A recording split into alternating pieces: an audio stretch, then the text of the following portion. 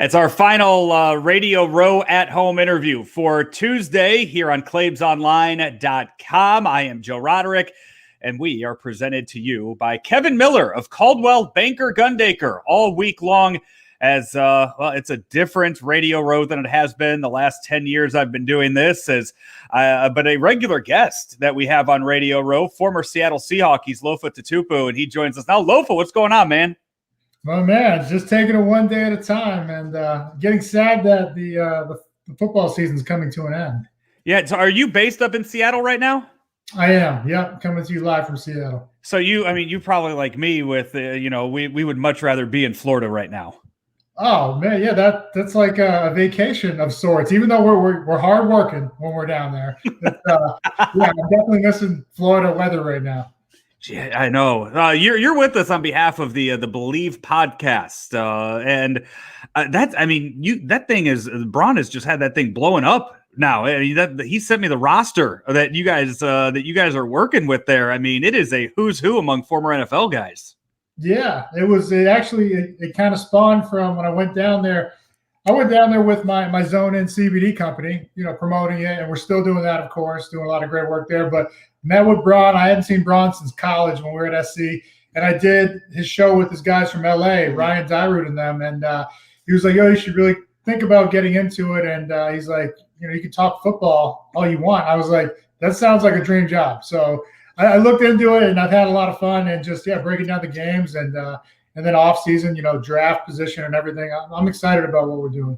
That Seahawks team, I mean, they keep Pete Carroll has them sticking around each and every year. And I mean, they haven't been to the Super Bowl now in, it's been 5 years longer. It's coming up on 5 now. They're 14, so 6 years now, which is incredible. 6 years. But I mean, they're always still there. And every year it's a winning squad.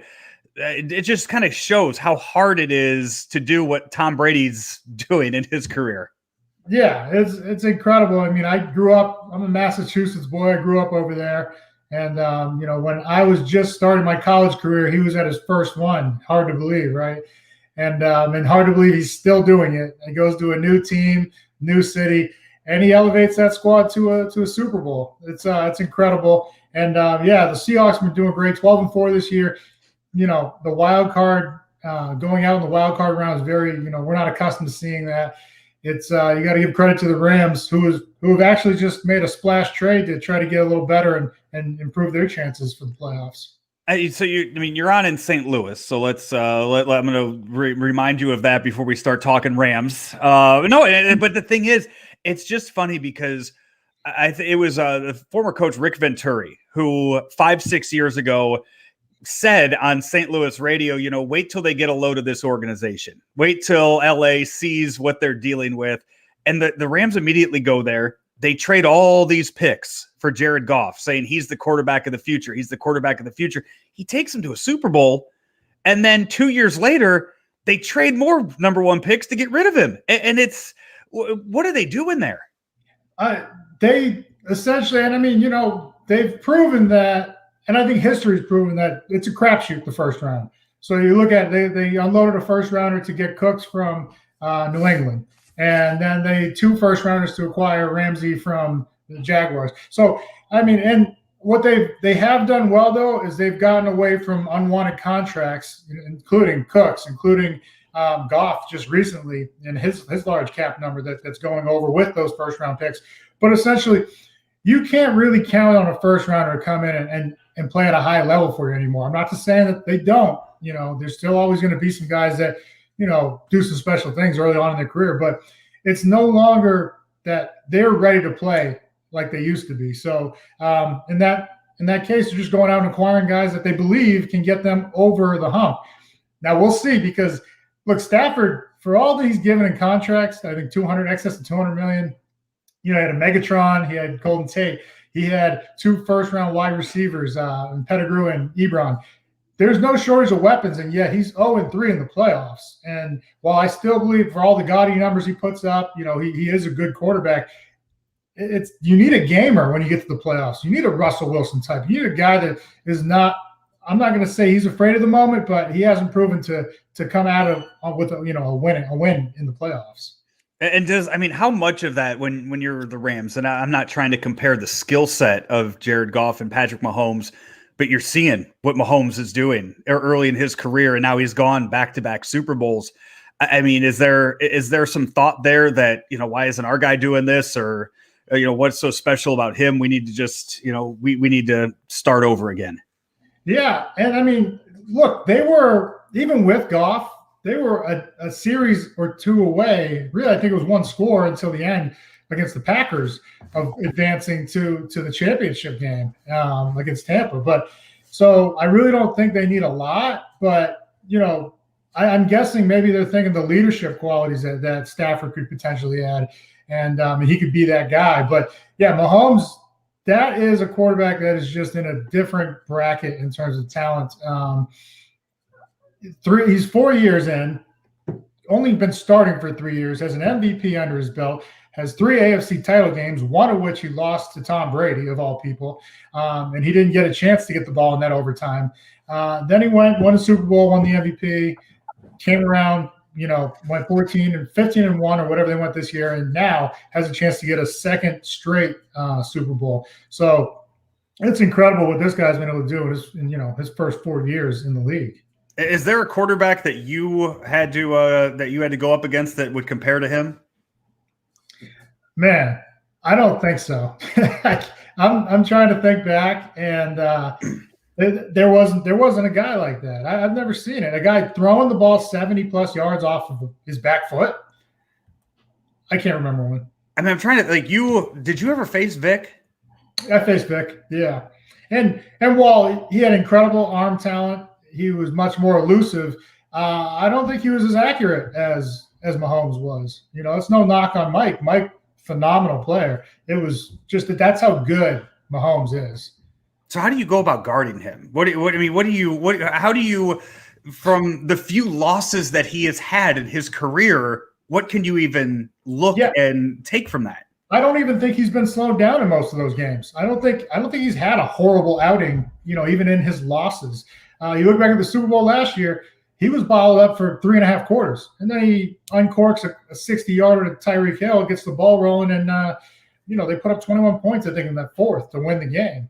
So that's the scary or uniqueness of his skill set. I just know what will play a factor in this game. 3 of their linemen, they met in week 12, these two teams. And I think 3 of those linemen, those starters for the Chiefs, are out. I know, Schwartz and Fisher, who just hurt his Achilles a week or two ago.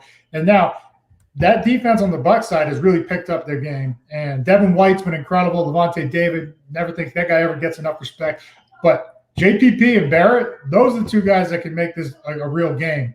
And I think both quarterbacks are going to put up some points. But I think whoever comes away with the big stops, it's going to come from those DNs, Frank Clark on one side or JPP and Barrett on the other. Lofa, you last year we had you on at Radio Row, and you were walking around with Stedman Bailey, the former St. Louis Ram. How's everything going with him and his health? Good. Steady's doing great. Me and him are both out there promoting zone and CBD. That's how we met. We didn't play against each other, back in the. Thank God, because Steady was too good for me to cover. But yeah, Steady B's been doing great. He's out in Miami right now, and we stay in close contact. So yeah, and you guys met. So was the CBD something that I know that's something you're very passionate about? And last year I used it in knee surgery and recovery for that. I've used the stuff, so I know how well it works. Is that something he came to you about, or how did that whole conversation come to be with him? We got several mutual friends.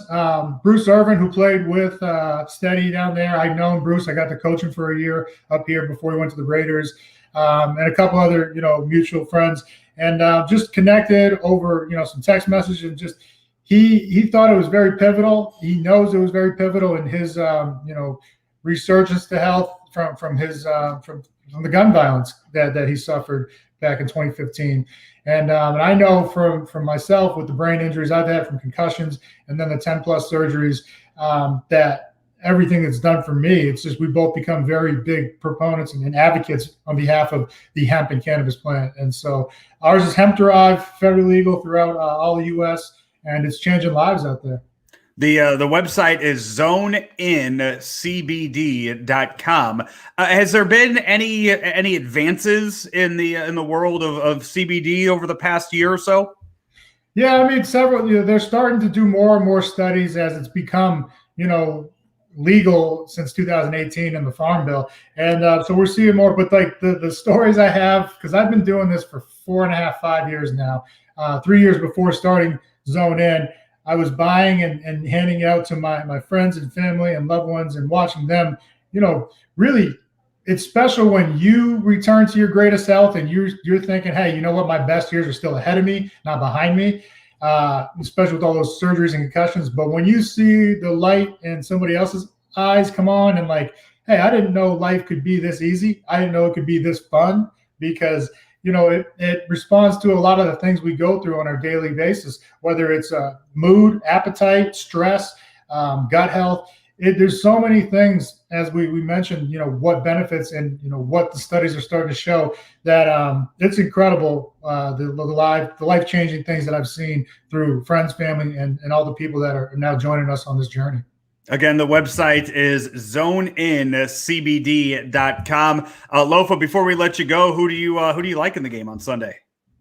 Man, I think it's going to be a shootout. I'm a defensive guy, and I like defense. I like defense wins championships, but I think it's going to come down to whoever has the ball last. Tom Brady's not going to go out without a fight. I mean, his 10th Super Bowl and appearance, and he's won 6 of them, so it's foolish to go against him.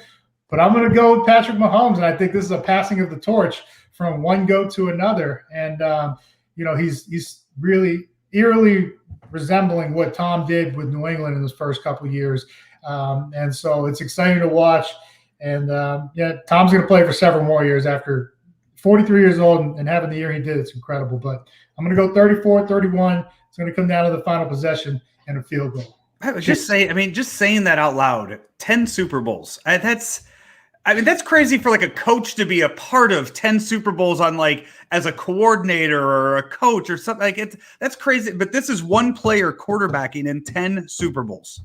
They came out with all the absurd stats, like how many franchises he has more playoff wins than, how many. It was incredible. 10 Super Bowls out of 21 years, 14 championship title games out of 21 years. So it was like 66% of the time he's going to go to the championship game at least, and almost half the time, 48% of the time, he's going to the Super Bowl. Unreal. Lofa, man, thank you so much for coming by. Appreciate it. And hopefully next year in LA, we're doing this face-to-face. Oh, yeah, absolutely. Stay blessed, my brother.